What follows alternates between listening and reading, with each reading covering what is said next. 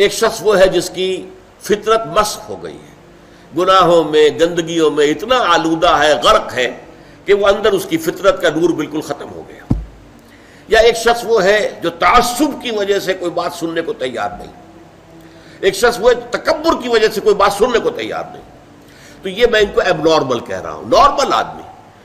Normal آدمی فرض کیجئے کہ وہ بت پرست بھی ہے یا کوئی اور ہے، کسی اور مذہب کا اور نظریے اور خیال کا اور فلسفے کا حامل ہے، آپ اس کو کنورٹ کرنا چاہتے ہیں اسلام کی طرف، تو کیا طریقہ ہوگا؟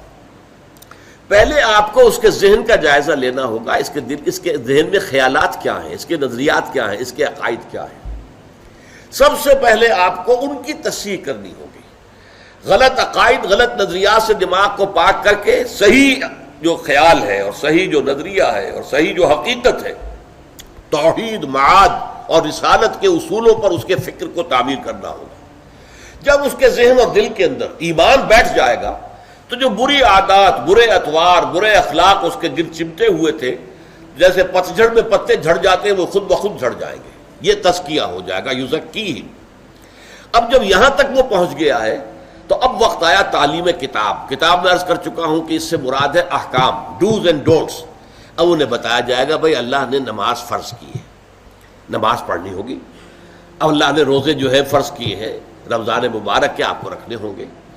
اگر آج چھوٹتے ہی اسے نماز کہیں گے، جیسا کہ ہمارے بہت سے لوگ کرتے ہیں اپنے بچوں سے، بھائی نماز پڑھا کرو، اب وہ یہ دیکھتے ہی نہیں کہ آپ نے جس تعلیم گاہ میں اسے بھیجا ہوا ہے وہاں تو اس کے دماغ میں کچھ اور ہی خناس پیدا ہو چکا ہے، اس کے ذہن میں ڈارونزم بیٹھا ہوا ہے، وہ سمجھتا ہی نہیں کہ انسان کیسے پیدا کیا گیا، تو ایک حیوان ہے، بس ذرا سا ارتقاء یافتہ حیوان ہے اور بس ختم۔ یہ کیا خلیفۃ اللہ اور یہ کیا مسجود ملائک، کس بلا کا نام ہے؟ اس کے دماغ میں وہ بات فٹ بیٹھتی نہیں، اس کے دماغ میں مارکسزم بیٹھا ہوا ہے، اس کے دماغ میں فرائڈزم بیٹھا ہوا ہے، اس کے دماغ میں لاجیکل پازیٹیوزم بیٹھا ہوا ہے، یا کچھ اور ہے۔ یہ تو میں اپنے بچوں کی بات کر رہا ہوں نا، اس لیے کہ ان کے بت پرستی تو ان کے دماغ میں نہیں ہے الحمدللہ، لیکن یہ چیزوں تو ان کے دماغ میں ہے نا۔ تو پہلے آپ ان کے دماغ کی تطہیر کیجئے، ان کے فکر کی تصحیح کیجئے، ان کے خیالات صحیح بنیاد پر استوار ہو، تب کہیں کہ نماز پڑھو، ورنہ محض یہ نماز پڑھا کرو تو انہیں نماز نہیں پڑھی، ڈانٹ دیا آپ نے، اس سے کچھ حاصل نہیں۔ تو جو نارمل طریقہ ہے، پہلے فکر کی تطہیر ہو، اس سے اخلاق کی تطہیر خود بخود ہو جائے گی۔ برے اعمال کو برے نظریات سے غذا ملتی ہے۔ جب نظریہ یہاں یہ بیٹھ جائے گا کہ مرنے کے بعد جی اٹھنا ہے اور جواب دہی کرنی ہے اپنے ایک ایک فعل اور عمل کی، تو خود بخود جو ہے انسان کے وہ جو بھی اس کے جو پتے لگے ہوئے تھے برائیوں کے، وہ پتے پتجھڑ کے موسم کے ساتھ جھڑ جائیں گے۔ اب انہیں فقہ کی تعلیم دیں، قرآن کے احکام بتائیں، اس کے آداب بتائیں، حرام کیا ہے حلال کیا ہے یہ بتائیں، اور پھر سب سے اونچا درجہ جو ہوگا اسے کہیے کہ متخصصین جو ہوتے ہیں، اسپیشلائزڈ، وہ حکمت کی تعلیم ہو۔ اور حکمت کیا ہے؟ ایک حکمت اصولی ہے، حکمت ایمانی، حکمت ایمانیہ راہم بخواں، یہ بڑا عمدہ شعر ہے مولانا روم کا، چند خانی حکمت یونانیہ۔ کب تک یونانیوں ہی کی حکمت اور فلسفہ پڑھتے رہو گے؟